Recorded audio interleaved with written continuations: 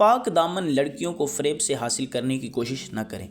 مدینہ منورہ کے مضافات میں ایک جامع مسجد کے خطیب کی ایک خوبصورت بیٹی تھی جو جامعہ میں پڑھتی تھی۔ ایک دن وہ جامعہ سے واپس گھر آئی۔ گاڑی سے اترتے وقت ایک لڑکے نے اس کا چہرہ دیکھ لیا۔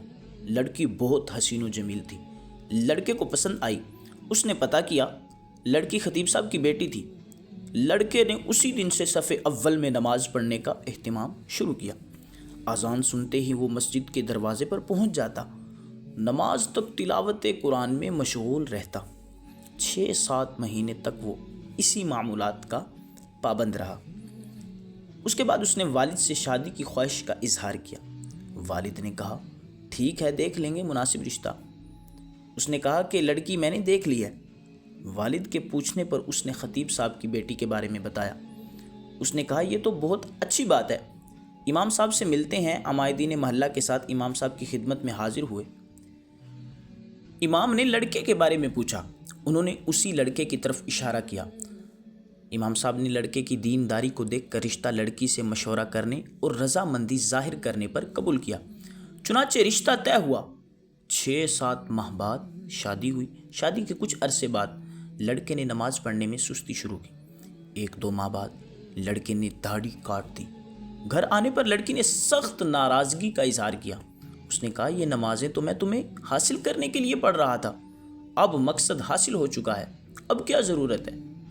لڑکی یہ سن کر بہت افسردہ خاطر ہو جاتی ہے اور جا کر والد صاحب سے کہا کہ اس بے دین کے ساتھ ایک دن بھی نہیں رہنا چاہتی۔ یہ معاملہ محکمہ عدل تک پہنچ گیا۔ قاضی نے دونوں میں تفریق کا فیصلہ کیا۔ لڑکا بہت پریشان ہوا۔ اس نے بہت کوشش کی لیکن لڑکی کو دوبارہ نہ پا سکا۔ لڑکے نے ایک جادوگر سے مدد حاصل کرنے کا فیصلہ کیا۔ جادوگر نے بڑی رقم ادا کرنے کا مطالبہ کیا۔ لڑکے نے سارے پیسے پیشگی کے ساتھ ادا کیے۔ کچھ دن گزرنے کے بعد جادوگر نے مزید پیسوں کا مطالبہ کیا۔ لڑکے نے فی الفور وہ بھی ادا کیے اور کہا کہ کام ہو جانا چاہیے، پیسوں کا فکر نہ کریں۔ 1 ماہ کے بعد جادوگر نے لڑکے کو بتایا آ جاؤ اپنے پیسے لے جا، تمہارا کام کسی صورت میں ممکن نہیں ہے۔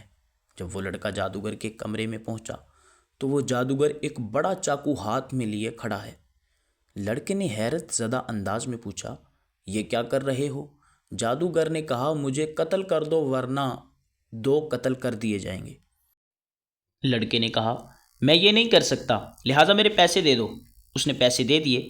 لڑکا پیسے لے کر بھاگنے لگا۔ دریں اثنا پولیس والے نے لڑکے کو پریشان حالت میں بھاگتے ہوئے دیکھا، گرفتار کر لیا، پیسے ضبط کر لیے۔ لڑکے کے توسط سے پولیس جادوگر تک پہنچ گئی۔ جادوگر نے پولیس کو کہا مار ڈالو، میں مرنے والا ہوں، میں مرنے والا ہوں، میں مرنے والا ہوں، مجھے وہ نہیں چھوڑیں گے، مجھے وہ نہیں چھوڑیں گے، مجھے وہ نہیں چھوڑیں گے۔ پولیس نے دونوں کو قاضی کے پاس لے جانے کا فیصلہ کیا۔ دونوں کو قاضی کے پاس لے گئے۔ قاضی کو جادوگر نے پوری کہانی سنائی جو آپ نے سنی بھی اور آپ نے دیکھی بھی۔ قاضی کو جادوگر نے پوری کہانی سنائی کہ ہم استمداد بالشیاطین کے ذریعے جادو کا عمل کرتے ہیں اور کامیاب بھی ہو جاتے ہیں، لیکن اس لڑکی پر جب میں نے یہ عمل کیا اور شیطانوں سے مدد حاصل کرنے کی کوشش کی تو اس گھر کی حفاظت پر فرشتے مامور تھے۔ پھر میں نے دوسرا عمل کیا، تب بھی فرشتے مامور تھے، لیکن پہلے سے تعداد میں زیادہ۔ اس کے بعد میں نے رئیس الشیاطین سے مدد لینے کی کوشش کی لیکن جبرائیل امین آگے کھڑے تھے۔ اس دن کے بعد اب مجھے وہ شیطانی گروہ مارنے پر تلے ہیں۔ قاضی حیران ہوا۔ اس نے خطیب صاحب کو بلایا۔ جب امام صاحب تشریف لائے تو انہوں نے پوچھا کیا عمل کرتے ہو کہ فرشتے آپ کے گھر کی حفاظت پر مامور ہیں؟ اس نے پوچھا کیوں، کیا ہوا؟